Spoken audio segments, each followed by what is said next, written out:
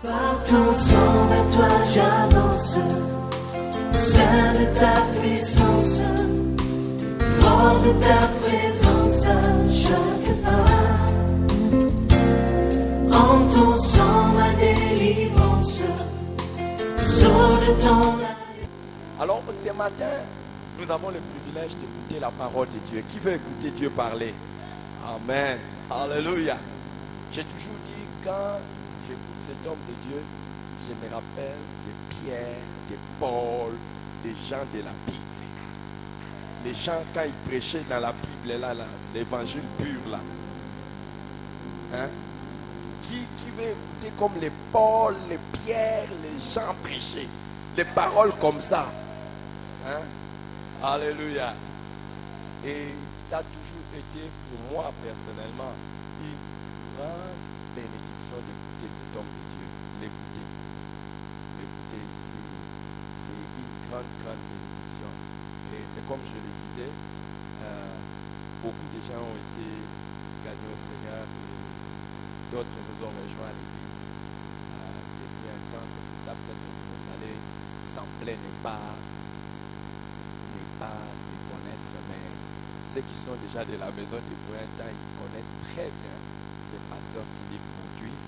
Alors, c'est juste cette histoire de Covid-19 qui nous a vraiment bloqué un peu de jouir de son ministère et de sa bénédiction pendant tous ces temps. Alors, le pasteur Philippe Montuy, c'est un pasteur maison. Même s'il est normalement, il passe un peu plus du temps en France, mais c'est ici que normalement ça devait se faire. Il est venu ici pour un programme apostolique très chargé et ils sont arrivés, ils ont commencé directement le travail depuis mercredi, jeudi, vendredi et ils sont dans un programme apostolique, comme je l'ai dit. Normalement, il était venu pour d'autres églises, mais impossible.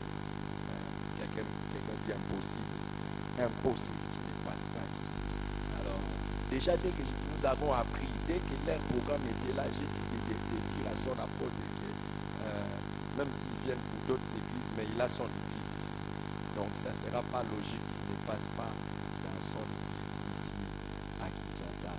Alors, ils avaient un programme. Sinon, c'est la raison pour laquelle vous ne l'avez pas vu dans la semaine, mais il était déjà dans la ville depuis la semaine. Si ce n'était pas ça, il allait déjà être avec nous depuis la semaine. Alors, quelqu'un va m'aider à honorer et à recevoir l'homme de Dieu. Quelqu'un va m'aider à... Le pasteur Philippe Montuy, s'il vous plaît. Est-ce que nous pouvons l'accueillir? Merci, pasteur. Merci d'être là pour ton église, l'église du Seigneur. Merci.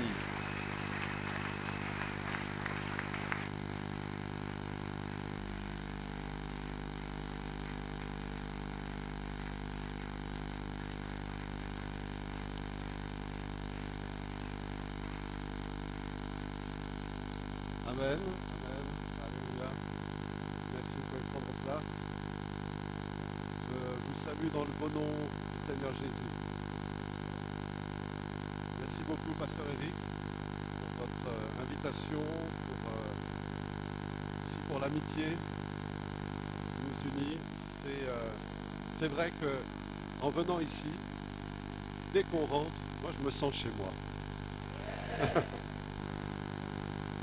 Je suis vraiment à l'aise au milieu de vous et j'espère que vous l'êtes avec moi aussi. C'est vraiment une joie, je me sens vraiment à la maison. Je suis vraiment honoré d'être au milieu de vous.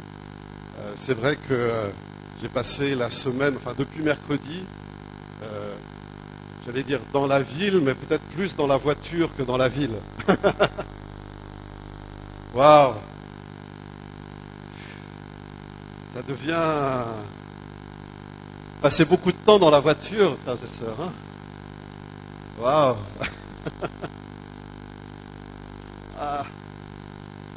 Je crois que le Seigneur est en train de développer un don de patience au milieu de vous. Je pense que les Quinois vont être connus pour les gens les plus patients au monde.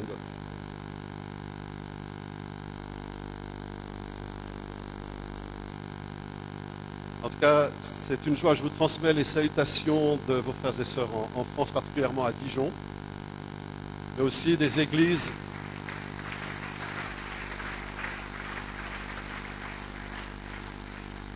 Mais aussi des églises que nous représentons. Nous avons maintenant un réseau d'églises en France qui, c'est avec la France, et j'aimerais vous laisser ce fardeau de prière. Je fais une petite parenthèse. Pasteur Eric, félicitations pour le livre. Waouh! Je l'avais déjà, mais là je le vois. Ok, c'est super. J'aimerais vous laisser un fardeau dans la prière. Priez pour le pays, pour mon pays, pour la France, pour l'Europe. Ici, les gens pensent qu'en Europe, c'est quasiment le paradis. En tout cas, peut-être que vous ne le pensez pas, mais beaucoup de gens ici pensent ça. Mais je peux vous dire, spirituellement, ce n'est pas du tout le paradis. Vous savez qu'en France, il y a moins de 1% de chrétiens évangéliques. Vous vous rendez compte? Ce qui vous laisse comprendre que l'Église est vraiment une minorité. Et on a vraiment besoin, il y a un combat spirituel énorme. On ne voit pas le combat spirituel de la même manière en Afrique qu'en Europe, mais il existe en Europe. Il est peut-être plus insidieux, plus dangereux même. Et j'aimerais vraiment vous solliciter votre prière pour mon pays. Nous sommes engagés dans une œuvre pour implanter de nouvelles églises. Vous savez qu'il y a des endroits où il n'y a pas de témoignage évangélique dans une ville ou dans un village ou dans des régions entières. C'est peut-être difficile à comprendre pour vous, parce que quand on passe dans les rues de Kinshasa, on voit plein d'églises. Mais en France, vous pouvez des fois rouler des kilomètres et des kilomètres et des kilomètres sans voir une église. Donc il y a vraiment un besoin. Et vous êtes ma famille, vous êtes mon église ici. Et vous avez aussi, je sollicite votre prière pour nous. Nous sommes engagés dans un travail d'implantation. Nous avons plusieurs projets en cours d'implantation. Et nous avons par exemple ouvert une église à 30 km de Dijon. Vous savez que c'était de toute l'histoire depuis le commencement. C'était la première fois qu'un culte protestant avait lieu dans cette ville. Pour vous dire que, bien sûr, il y a une église catholique, comme à beaucoup d'endroits en France, mais de témoignages protestants, évangéliques, charismatiques, pentecôtistes, non, jamais de toute l'histoire. C'était la première fois qu'il y avait un culte, un dimanche, un culte comme le nôtre. Ça vous donne, ça vous montre l'ampleur du travail qui reste à faire. Et on a vraiment besoin de vos prières. Amen. Est-ce qu'on se tourne vers la parole de Dieu?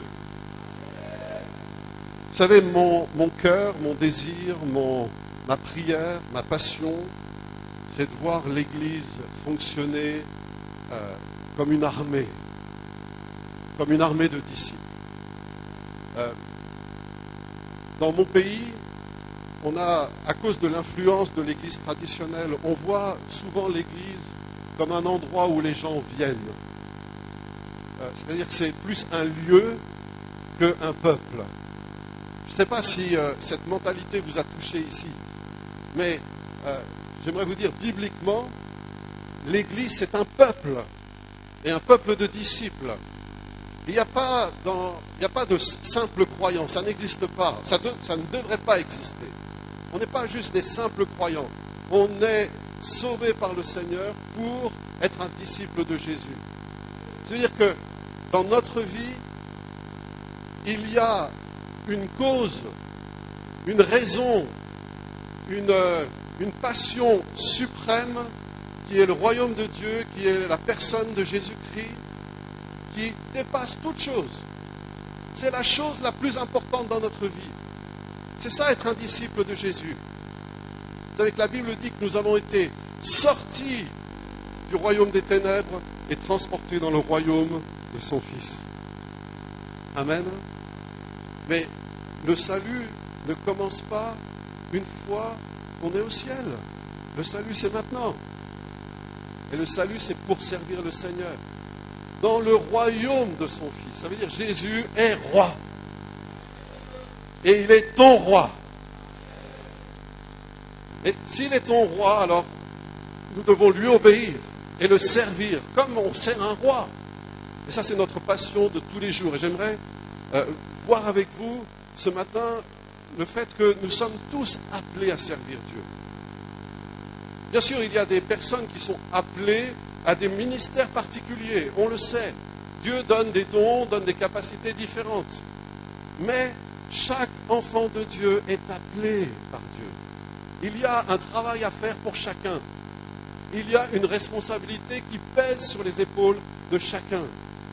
Et j'aimerais ce matin vous encourager et lever dans votre cœur, par la puissance du Saint-Esprit, lever cette conviction que vous avez un rôle à jouer.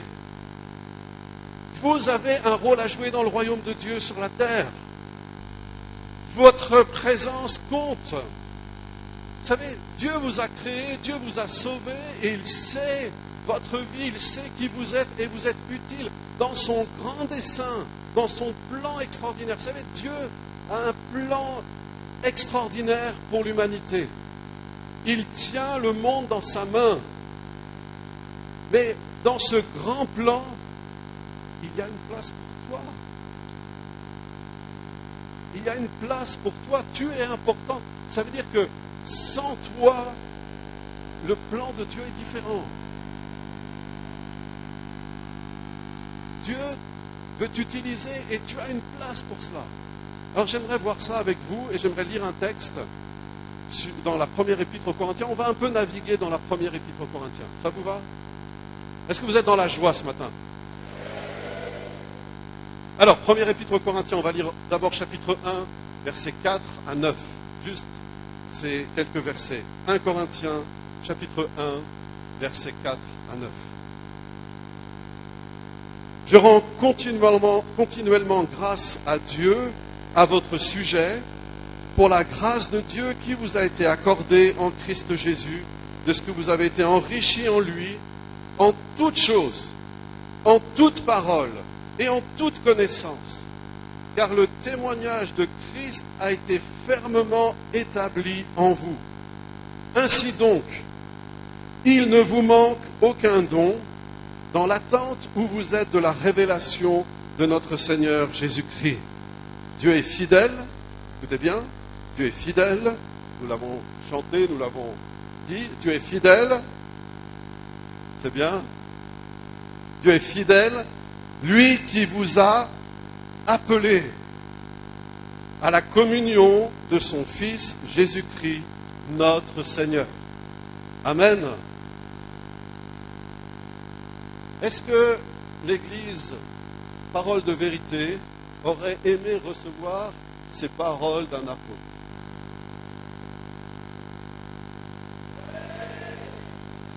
Est-ce que vous êtes vraiment sûr? J'aimerais vous montrer que dans ce que Paul dit, parce qu'il a l'air de donner des paroles très positives à l'Église, n'est-ce pas? Ça a l'air d'être très encourageant.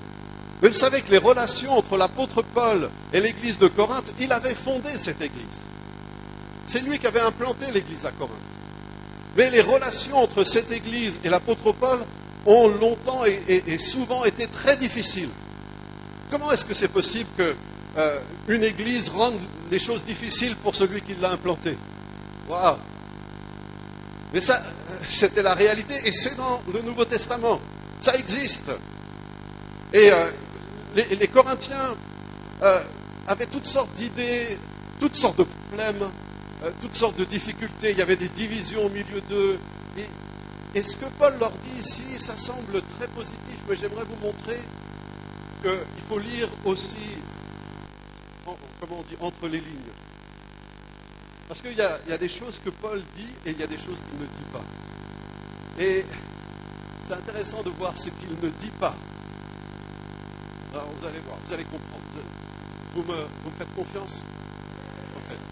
Ok, on va voir ça. Donc vous allez voir, c'est pas si positif que ça, ce qu'il a dit.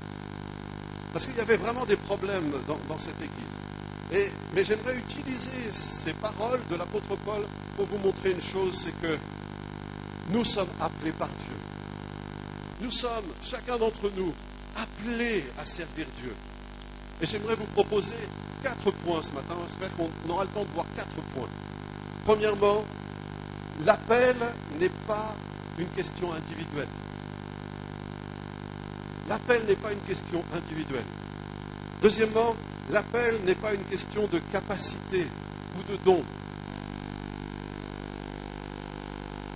Troisièmement, l'appel est une question de perspective de vie. Et enfin, l'appel est une question d'obéissance. Donc 4 points. Ce n'est pas une question individuelle, ce n'est pas une question... Il y a 2 points négatifs, ce n'est pas une question individuelle, ce n'est pas une question de don et de capacité. 2 points positifs, c'est une question de perspective de vie, de vision de vie, et c'est une question d'obéissance. Avec ça, j'espère que vous allez repartir avec le feu pour servir Dieu, là où vous êtes, dans ce que Dieu vous a donné. Pas simplement quand vous êtes à l'église, mais surtout quand vous êtes à l'extérieur de l'église. Et Paul va être, je vous dis, ça semble être de bonnes paroles, mais si on prend l'ensemble de l'épître, on va s'apercevoir que Paul est en train de vous savez, comme quand on fend du bois. Je ne sais pas si vous avez déjà fondu. Nous, on a obligé de fendre du bois parce qu'on doit se chauffer. Ici, il n'y a pas besoin de mettre du bois dans la cheminée. Moi, j'ai une cheminée à la maison et des fois, il faut fendre du bois pour mettre du bois dans le feu. Vous savez, il y a ce qu'on appelle des coins. C'est des morceaux de fer qu'on met, ça fend le bois, on tape dessus, ça le fend. Mais Paul est en train de mettre comme un coin là. Il est en train de souligner des choses et de montrer des choses et de leur dire, vous les Corinthiens, vous avez beaucoup reçu, mais qu'est-ce que vous en faites? Qu'est-ce que vous en faites? Et il veut aider cette Église à marcher réellement avec Dieu. Vous savez, on marche avec Dieu pas dans les bonnes intentions, pas dans les choses que Dieu nous donne. Mais bien sûr, Dieu est fidèle et nous donne, et tout don excellent vient de Dieu. Amen. Dieu nous bénit, Dieu nous donne de bonnes choses. Mais il ne donne pas de bonnes choses pour juste, parce qu'il veut nous gâter. Il attend aussi que de ces bonnes choses qu'il nous donne, on puisse faire quelque chose. On puisse porter du fruit pour lui. Amen. Et c'est ça que Paul va leur dire. Mais avant, vous avez remarqué, il prie pour eux. Il dit, je rends continuellement grâce à Dieu à votre sujet. C'est-à-dire que même s'il y avait vraiment des conflits entre Paul et l'Église, l'Église reprochait à Paul des choses. Vous savez ce qu'il leur reprochait? Ça peut nous paraître un peu bizarre. Mais il leur reprochait que Paul avait refusé leur soutien financier. Et il disait, un apôtre, ça doit être soutenu par l'Église. S'il ne veut pas être soutenu, c'est que ce n'est pas un vrai apôtre. C'est ça, en gros, qu'il leur disait. Vous voyez, et Paul, comme il y avait des divisions dans l'Église, il y avait des personnes très riches et des personnes très pauvres. Et il ne voulait pas être l'otage d'une partie de l'Église. C'est pour ça qu'il a refusé le soutien. Donc, il ne voulait pas être contrôlé par une partie de l'Église. Donc, il a refusé le soutien pour ça. Et il a travaillé de ses propres mains pour exercer son ministère sans être prisonnier de cette situation. Mais Paul, même s'il est, chez nous on dirait, il est assez cash. Ça veut dire, vous comprenez cette expression? Quand on dit il est cash, ça veut dire, il dit les choses clairement. Il n'y va pas par 4 chemins. Mais en même temps, c'est pas d'une manière, j'allais dire, il n'est pas sarcastique, il n'est pas cynique. Il prie pour eux parce qu'il veut vraiment que cette Église marche avec Dieu. Amen. Oh, votre Église marche avec Dieu. Alléluia. marcher avec Dieu. Marcher avec Dieu. C'est un bon principe de parler de Dieu, parler à Dieu des hommes avant de parler aux hommes de Dieu. C'est un bon principe. Quand vous avez quelque chose à dire à quelqu'un, peut-être quelque chose de pas facile, la Bible nous dit, si ton frère a péché, va et reprends-le. Est-ce qu'on obéit à cette parole? Pas pour dire, oh, ce que tu as fait, c'est pas bien. Non, pour le gagner, pour que c'est l'attitude de Paul, il veut le gagner, il veut gagner l'Église, pour qu'elle marche avec Dieu. Mais avant cela, il prie. Si on a quelque chose à dire à quelqu'un de ce sens-là, il faut toujours prier avant. Amen. Prier, il faut d'abord parler à Dieu, et ensuite on peut parler aux hommes. Alors, l'appel, premièrement, ce n'est pas une question individuelle. Et ça peut peut-être vous surprendre, qu'on a des fois une vision, on se demande, mais Seigneur, c'est quoi mon appel? Mais l'appel n'est pas une question individuelle. Pourquoi? Regardez, verset 9, il nous est dit que Dieu est fidèle, lui qui vous a appelé à la communion de son Fils Jésus-Christ, notre Seigneur. Le premier appel, notre appel à tous, et je dirais, c'est pas le seul appel, mais c'est l'appel indispensable. De cet appel-là, tout découle. C'est quoi? C'est l'appel à vivre en communion avec le Seigneur Jésus. Amen. Ça, c'est la première des choses. Si nous ne sommes pas en communion, ça ne veut pas dire qu'on prie. On peut prier et ne pas être en communion avec Dieu. On peut passer son temps même à prier et être sourd à la voix de Dieu. Vous savez, des fois, il y a des gens qui prient pour que leur volonté se fasse. Mais la prière n'a pas pour but de faire notre volonté. Comment est-ce que Jésus nous a enseigné à prier? Que ta volonté soit faite. Donc la prière, c'est un échange. Et la communion, le mot communion veut dire échange. On a une relation avec le Seigneur Jésus. C'est notre premier appel. Si on perd cela, on perd tout. Pour ça, vous avez besoin de renforcer et de fortifier votre communion avec Jésus chaque jour. Chaque jour, chaque jour, chaque jour. Pas simplement prier, pas simplement faire des prières, mais être en communion avec Jésus, par le Saint-Esprit. Parler à Jésus, mais aussi l'écouter. Chercher sa volonté, comme on l'a fait ce matin. Chercher, demander, Seigneur, c'est quoi le chemin où je dois marcher? Seigneur Jésus, aujourd'hui, je veux te servir. Seigneur, je me rends disponible. Utilise mes mains, utilise mes pieds, utilise ma bouche, utilise tout ce que j'ai. Mais je veux te servir. Ça, c'est le secret d'une vie de disciple. Et c'est le secret d'une vie heureuse. C'est le bonheur, il se situe là, dans ce choix. Le choix de tous les jours de se mettre à la disposition de Jésus. Vous ne pouvez pas être malheureux quand vous faites ça.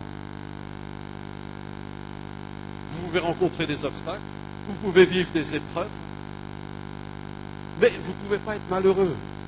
Parce que vous avez le choix de vivre pour quelque chose qui vous dépasse, qui est plus grand que vous. Et ça, c'est extraordinaire. Ça, c'est la vraie richesse. La vraie richesse, c'est d'avoir quelque chose qui nous dépasse. Le reste, Dieu l'a dit, il nous donnera tout par-dessus.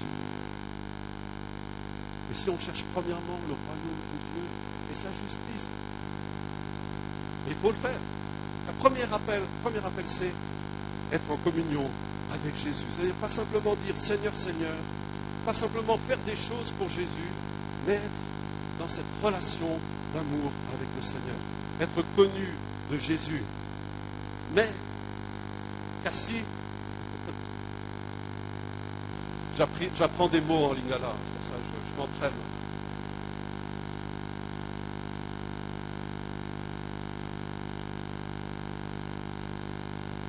Mais comment est-ce qu'on peut être en communion avec le Seigneur? Quel est le moyen le plus facile, le plus simple d'être en communion avec le Seigneur? Comment est-ce qu'on peut être en communion avec le Seigneur et on sait qu'en faisant cela, on est en communion avec le Seigneur? La Bible nous dit que si nous nous aimons les uns les autres, alors, si nous sommes en communion les uns avec les autres, nous sommes en communion avec lui. Et vous avez remarqué, Paul dit, vous êtes en communion, vous êtes appelés à la communion de son Fils Jésus-Christ, notre Seigneur. Notre Seigneur. C'est-à-dire, je ne suis pas appelé à la communion avec mon Seigneur, moi, avec notre Seigneur. Comment est-ce qu'on peut être en communion avec Jésus en étant réellement en communion les uns avec les autres? Prenez tous les textes où il y a les uns les autres dans le Nouveau Testament. C'est la manière d'être en communion avec Dieu. Aimez-vous les uns les autres. Supportez-vous les uns les autres. Priez les uns pour les autres. Etc., etc. Comment est-ce qu'on est en communion avec Dieu? En étant en communion les uns avec les autres. Pas simplement en parole, mais aussi en solidarité, en communion, en aide, en soutien dans la prière, en soutien de toutes les manières. C'est ça être l'Église. Vous êtes une belle famille.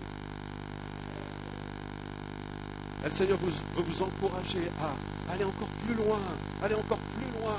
Si vous êtes en communion avec Jésus, il n'y a pas de secret. Il faut être en communion les uns avec les autres. Ça veut dire qu'il faut se pardonner les uns les autres. Ah. Il faut se pardonner les uns les autres. Vous savez que si on refuse de pardonner à notre frère, on coupe notre communion avec Jésus. Si on refuse de pardonner, si on garde, vous savez, l'apôtre Jean dit que celui qui a de la haine pour son frère n'a pas connu Dieu. Il ne connaît pas Dieu.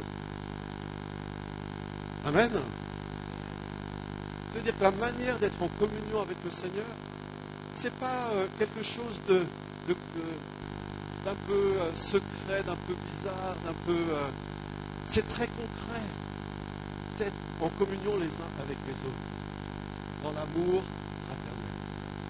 Si on est une famille dans l'Église, alors, bien sûr, la présence de Dieu sera avec nous. C'est une condition. Dieu ne reviendra pas sur ce principe. Ce principe est établi. La manière dont on peut aimer Dieu, c'est en s'aimant les uns les autres. On ne peut pas dire qu'on aime Dieu si on n'aime pas son frère. Amen. Donc comment est-ce qu'on peut être en communion les uns avec les autres? En étant en communion avec Dieu, en étant en communion les uns avec les autres. C'est notre premier appel. Et c'est important. Parce que le monde va voir que nous sommes les disciples de Jésus par l'amour que nous avons les uns pour les autres. Donc c'est extrêmement important. On ne peut pas avoir deux discours. On ne peut pas avoir un discours vers Dieu. Dire, oh Seigneur, je t'aime de tout mon cœur, je te loue, je t'adore. Tu es le Seigneur de ma vie. Et puis fermer notre cœur à notre frère et notre soeur. Là, il y a deux discours qui se contredisent. Ça s'oppose. C'est incompatible. L'appel n'est pas une question individuelle à cause de ça. C'est-à-dire qu'il n'y aurait aucun sens de dire j'ai été appelé par Dieu, moi tout seul. C'est toujours dans le cadre de l'Église. C'est toujours pour l'Église. On n'est pas appelé pour soi. Il y a des personnes qui pensent qu'en étant appelés par Dieu à jouer un rôle dans l'Église, ils vont s'accomplir. C'est pour eux. C'est leur ambition. Moi, je n'ai pas l'ambition. Je n'ai pas cette ambition. Ce que je veux, c'est faire ce que Dieu me demande. C'est tout. Et on le fait pourquoi? On ne le fait pas pour soi. On le fait pour les autres. Amen. Ma prière ce matin, ce n'est pas de donner un beau message. Ma prière ce matin, c'est que l'Église soit encouragée. C'est que l'Église soit fortifiée. C'est que vous soyez encouragés par le Saint-Esprit. Autrement dit, on ne fait pas le ministère pour soi. On fait le ministère pour les autres. Si vous avez l'ambition de faire le ministère pour vous-même, pour une quelconque reconnaissance, vous vous trompez. Le ministère, l'appel, c'est pour les autres. Alors c'est pour ça qu'il faut bien peser, il faut bien, comment on dit, calculer la dépense avant. N'est-ce pas? Parce qu'il y a des personnes, Pasteur Eric, je pense que c'est pareil ici, hein, que chez nous, il y a des gens qui veulent être sur l'estrade, mais ils ne savent pas ce que c'est être sur l'estrade. Ils ne savent pas. Ils pensent que c'est pour soi qu'on est sur l'estrade, mais non. Ça te prend tout. Pour les autres. C'est ta vie qui est donnée. Et c'est pareil pour chacun d'entre nous. Si nous voulons servir Dieu, c'est notre vie qui est donnée. De la même manière que Jésus était Dieu de toute éternité, il n'a pas vu sa position avec Dieu comme une croix arrachée, mais il s'est humilié en devenant un serviteur, en devenant un homme, en s'humiliant pour servir jusqu'à la croix. Aussi Dieu l'a élevé et lui a donné le nom au-dessus de tout nom.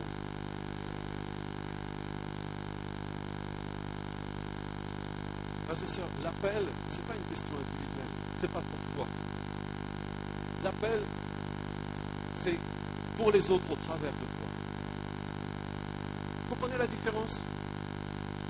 L'appel, ce n'est pas pour toi, c'est pour les autres au travers de toi.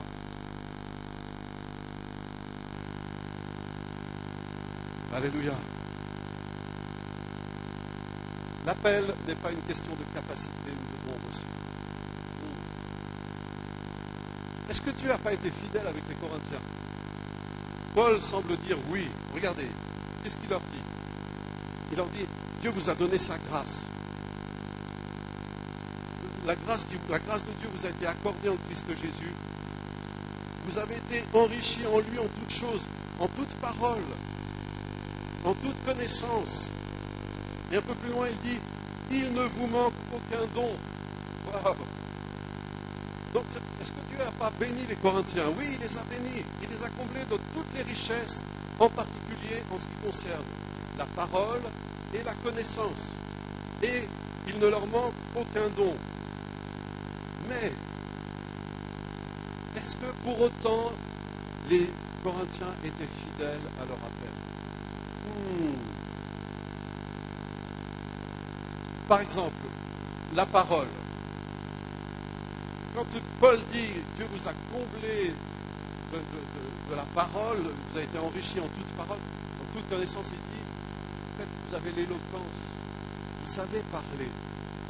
Okay? » Et il leur dit « Vous avez beaucoup de connaissances, vous avez une grosse tête, vous savez beaucoup de choses. » Mais je ne sais pas si vous avez eu l'idée, comme moi j'ai eu l'idée de comparer l'introduction de cette lettre aux Corinthiens avec d'autres lettres que l'apôtre Paul a écrites à d'autres églises. Et quand vous comparez, vous dites, mais il y a des choses dans cette lettre, mais il y a des choses qui manquent. Parce que dans d'autres lettres, il félicite les chrétiens pour d'autres choses.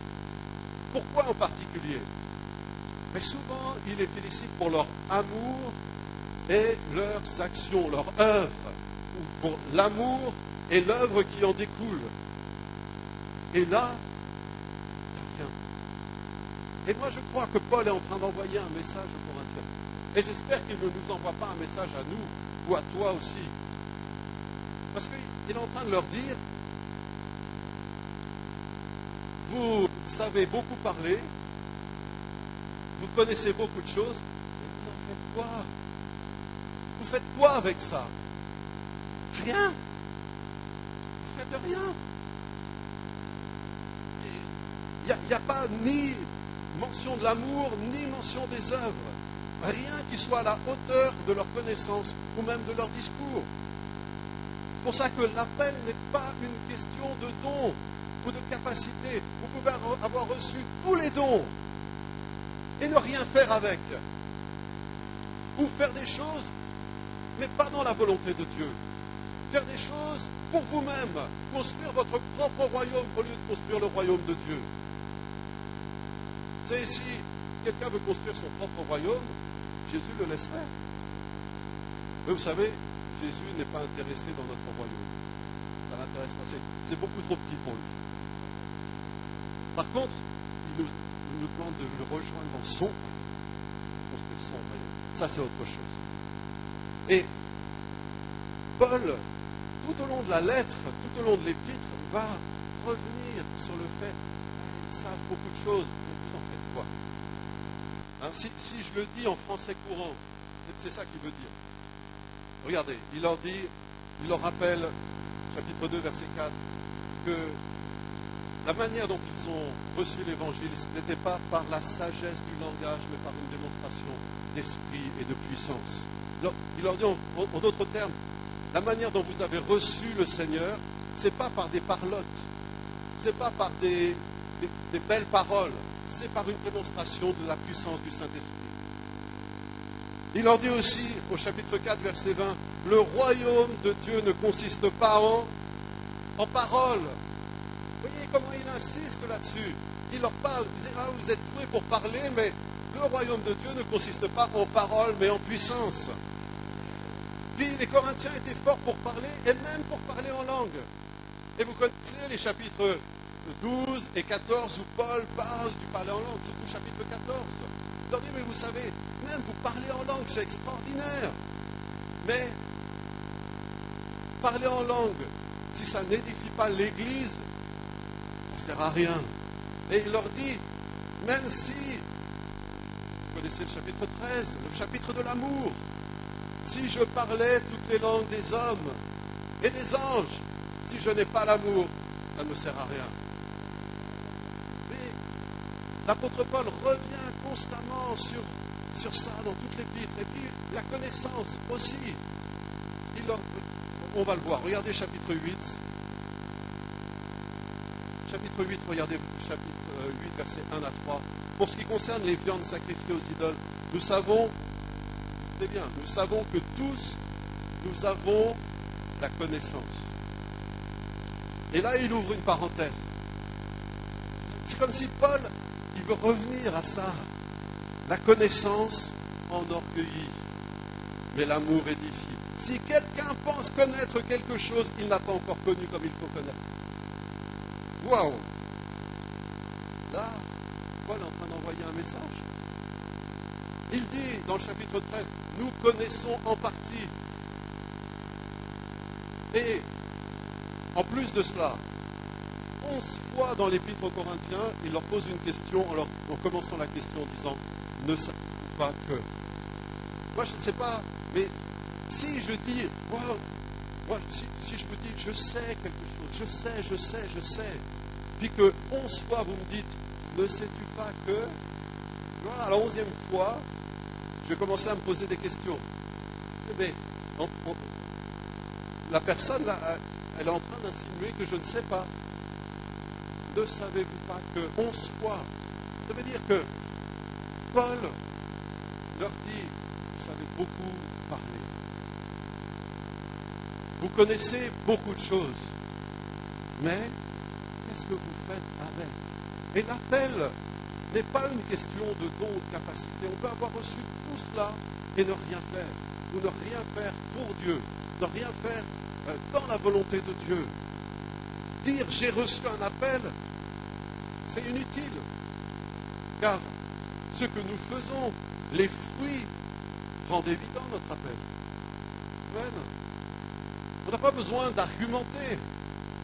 C'est simplement dans ce que nous faisons. Et des fois, on ne se rend même pas compte.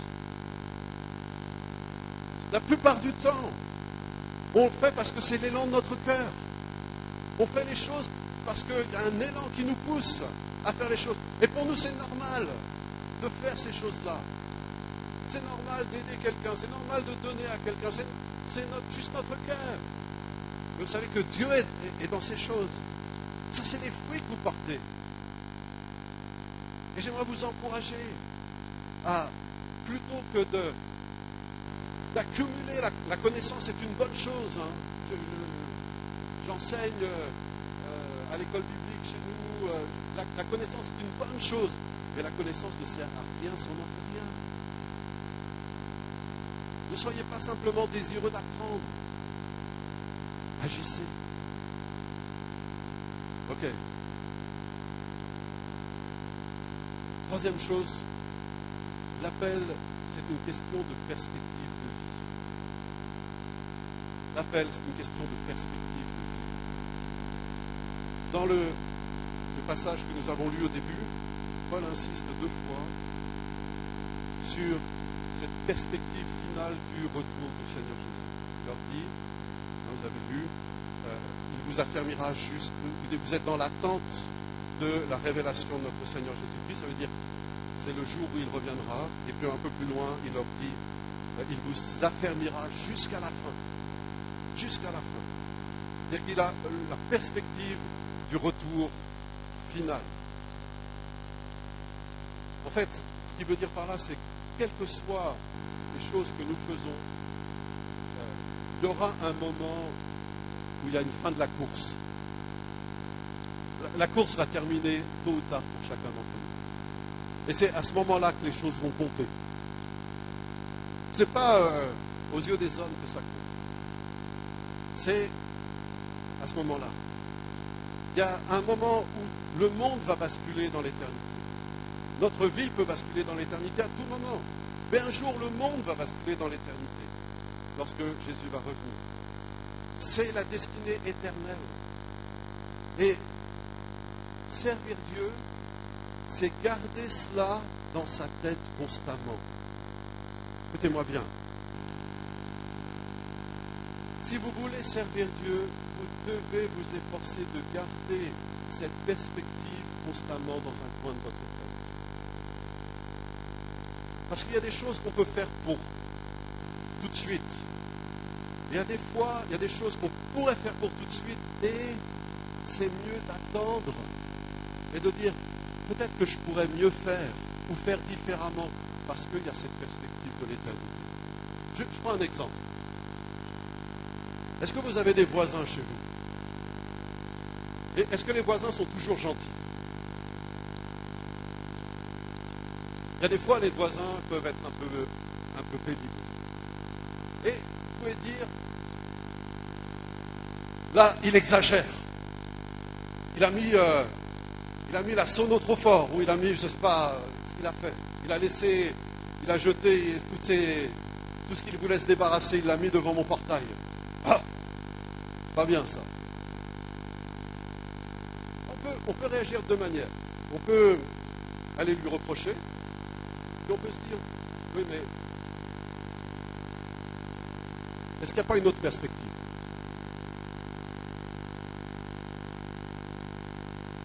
Peut-être que si je suis fâché contre lui maintenant, il y a quelque chose que je perds pour quelque chose de plus important qui est sa destinée. Vous comprenez ce que je veux dire? C'est-à-dire qu'il y a des fois, il y a des choix, il faut réfléchir. Quelle est la portée de ce que je vais faire par rapport à l'éternité? Et l'appel, c'est ça. C'est avoir constamment la pensée de la conséquence éternelle des choses. Il y a une destinée éternelle. Et l'appel, c'est ça. Pour soi-même, on doit avoir cette pensée. Il y a beaucoup de choses qu'on ne ferait pas si on pensait à la destinée éternelle. Il y a beaucoup de choses qu'on éviterait en pensant à la destinée éternelle. Et il y a des choses qu'on ferait et qu'on ne fait pas en pensant à la destinée éternelle. Pour nos frères et sœurs, on doit avoir cette pensée. Qu'est-ce qui compte vraiment pour lui, pour elle? Alors, moi, je veux emmener mes frères et sœurs avec moi au ciel. Pour nos prochains. Quel rôle nous allons jouer dans la vie de nos prochains? Est-ce que nous allons les emmener avec nous au ciel? Ça, c'est un appel. C'est répondre à l'appel, c'est vivre l'appel. L'appel, c'est pas prêcher devant des foules. L'appel, c'est se soucier de la destinée éternelle des gens. Et vous savez, les Corinthiens, ils étaient sous l'influence de personnes qui disaient que la résurrection n'existe pas.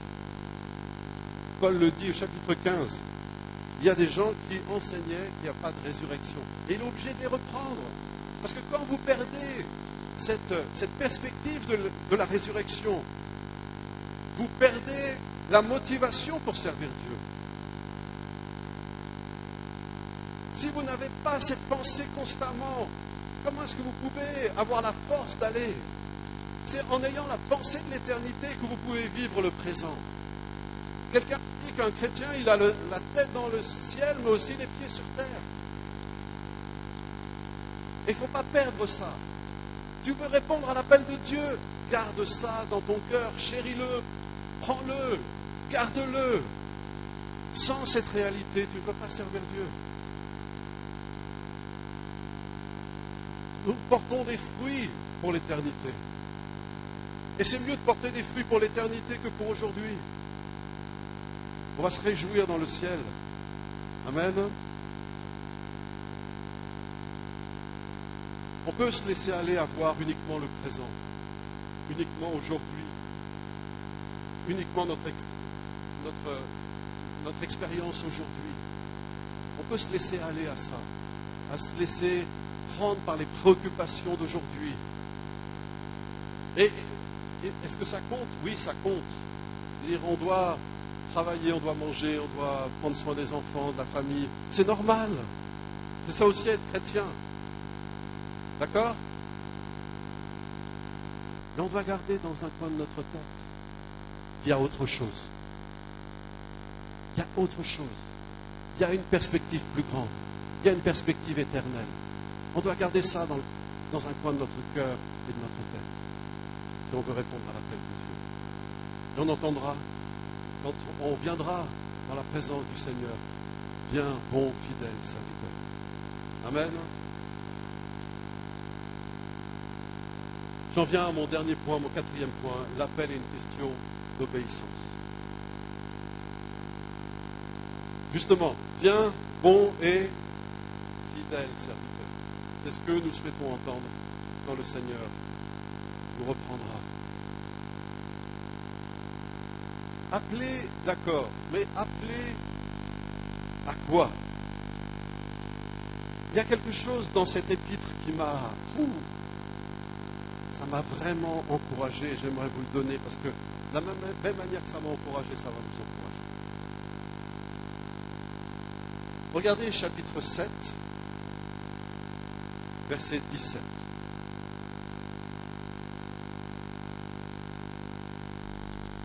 Paul dit, seulement que chacun marche selon la part que le Seigneur lui a faite, selon l'appel qu'il a reçu de Dieu.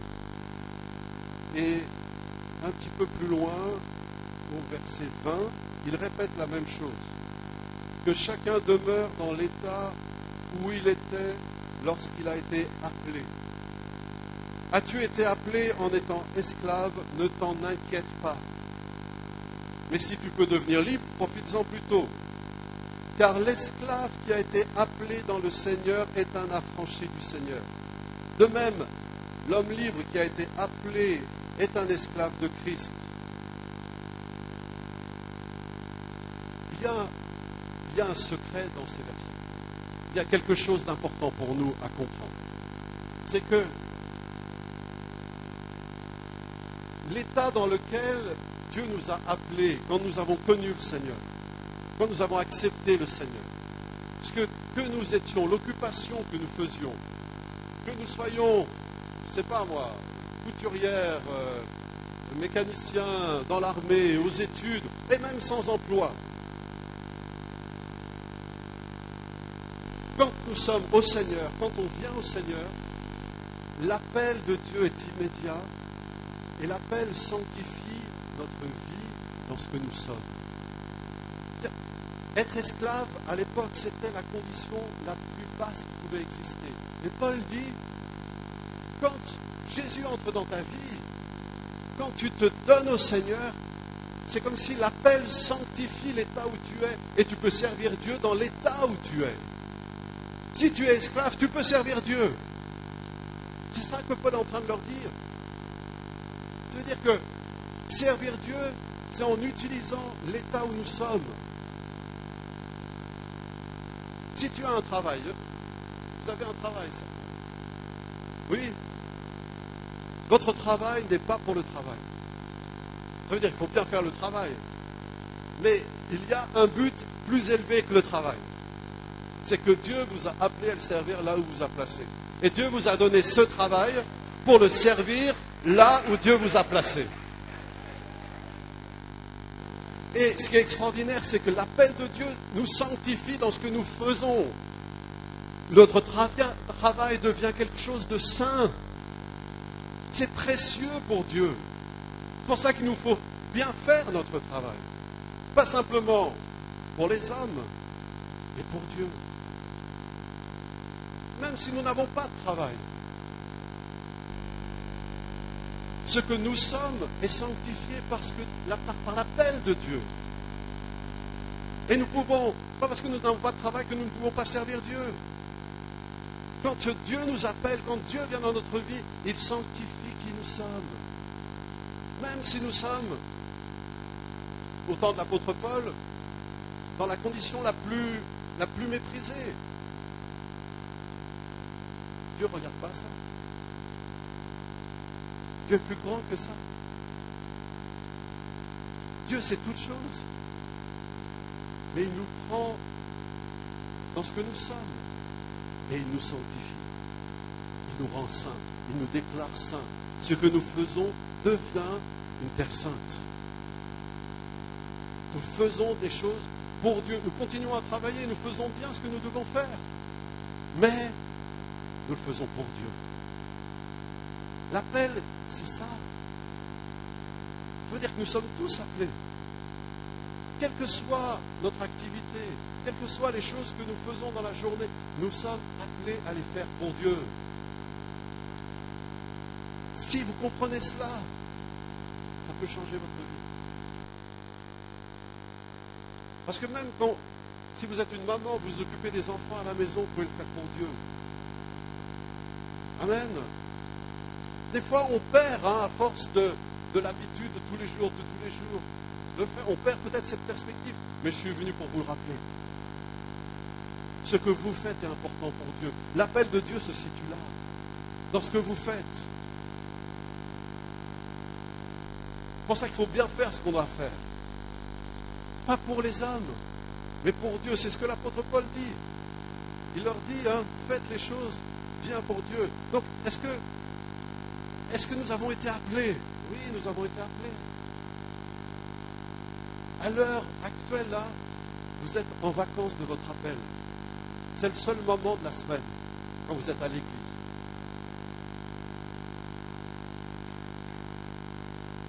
Là, vous n'êtes pas dans l'appel. Là, vous êtes là pour vous renouveler dans votre appel. Pour vous ressourcer dans votre appel. Mais dès que vous allez vous lever et partir, vous allez de nouveau entrer dans votre appel. Vous allez servir Dieu partout où vous allez aller.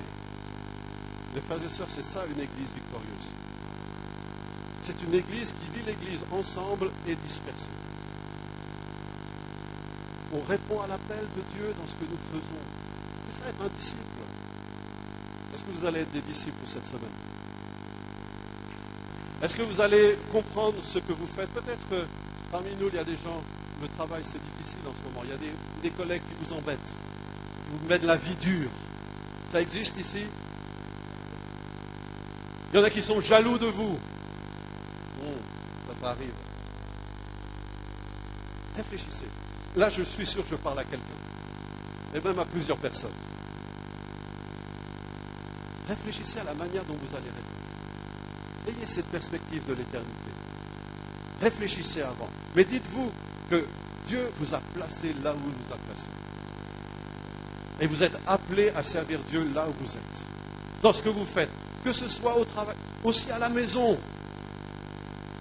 Quand vous êtes à la maison, vous servez Dieu. L'appel ne s'éteint pas une fois que vous avez passé la porte de la maison. Justement, votre premier appel, il est là, avec votre conjoint. Les maris. Votre appel, c'est d'aimer vos femmes. Comment? Comme Christ a aimé l'Église. Et s'est livré pour elle. Je parlais au mari. Comment est-ce que vous traitez votre femme?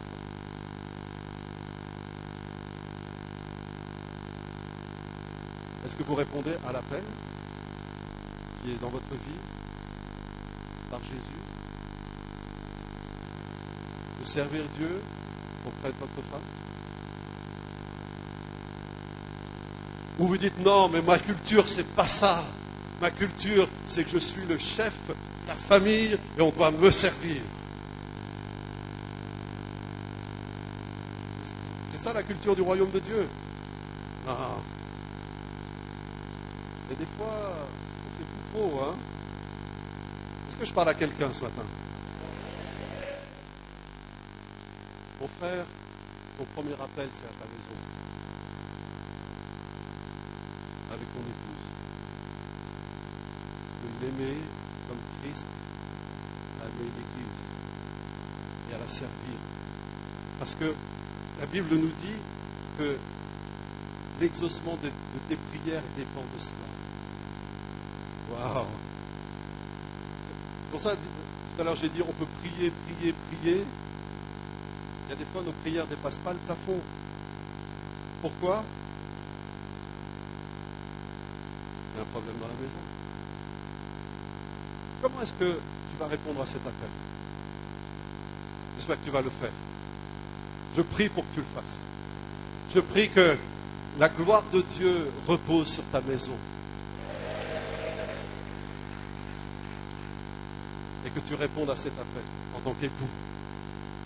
Amen. Vous savez d'ailleurs, dans Éphésiens, j'ouvre cette parenthèse, quand il est dit, femmes, soyez soumises à votre mari. Ça, c'est un verset qu'on aime bien citer, nous, hein, les hommes. Avant cela, il est dit, soyez soumis. Ok? Et toutes les fois, tous les verbes qui suivent sont au participe présent en grec. Ça veut dire, la manière dont on est soumis les uns les autres, c'est en les femmes en étant soumises à leur mari, les hommes en aimant leurs femmes, les parents en n'irritant pas leurs enfants. C'est-à-dire que les parents, d'une certaine manière, sont soumis à leurs enfants en ne les irritant pas. Vous comprenez? Là, on est soumis les uns aux autres dans la manière dont on agit avec les autres. Les femmes en étant soumises à leur mari, les maris en aimant leurs femmes, les parents en n'irritant pas leurs enfants, les enfants en obéissant à leurs parents. Mais tout ça, c'est un ensemble. Nous, dans notre Bible, on a une séparation, on a un titre nouveau, la famille chrétienne. Mais non, il faut lire la continuité. Il n'y avait pas la séparation dans le texte original. C'est une continuité. La manière dont on est soumis les uns les autres, c'est comme ça. Donc, messieurs, soyez soumis à votre femme en l'aimant et en la servant. Amen. Frères et sœurs, répondez à votre appel. Restez pas avec simplement de la connaissance, ou simplement du don, ou simplement de bonnes intentions. Regardez ce qui fait obstacle à la manière dont vous vivez et corrigez le tir. Corrigez le tir. Pardonnez s'il faut pardonner. Les maris, aimez vos femmes. Amen. Parce que c'est ça, servir Dieu. C'est ça. Et c'est merveilleux. Il n'y a rien de plus extraordinaire que de servir Dieu. Et c'est concret, c'est pratique, c'est tous les jours. C'est là où nous sommes, dans notre travail, dans notre activité, à la maison. Est-ce que vous voulez servir Dieu? Qui veut servir Dieu? Amen. J'aimerais prier pour vous alors. Père éternel, merci, merci pour mes frères et sœurs. Seigneur, merci de les bénir. Merci pour, Seigneur, leur ouverture de cœur à ta parole. Merci parce qu'ils reçoivent ta parole. Et je veux les bénir pour cela. Et je te demande que ta parole porte du fruit, prenne racine dans leur cœur. Et qu'ils soient remplis d'un zèle et d'une passion nouvelle pour te servir chaque jour de leur vie. Seigneur, permets-leur de comprendre leur appel à te servir chaque jour. Et Seigneur, nous voulons te prier ensemble et te dire, Seigneur Jésus, utilise-nous. Fais de moi, Seigneur, un instrument pour ta gloire. Seigneur, utilise mes mains, utilise mes pieds, utilise ma bouche, utilise mes yeux, utilise tout ce que tu m'as donné pour te servir. Seigneur, je veux me consacrer à toi. Oh, c'est un temps saint, frères et sœurs, pour se consacrer à l'Éternel de nouveau et comprendre que t'adresses un appel ce matin pour le servir et pour te consacrer à lui. Consacre-toi au Seigneur Jésus. Dis-lui, Seigneur, tout ce que je suis, tout ce que j'ai est à toi. Je te le donne. Utilise-le. Utilise-moi. Fais de moi un vase d'honneur. Utilise-moi pour ta gloire. Au nom de Jésus. Amen. Amen. Par ton sang vers toi j'avance, saint de ta puissance, fort de ta présence à chaque pas. En ton sang ma délivrance, sceau de ton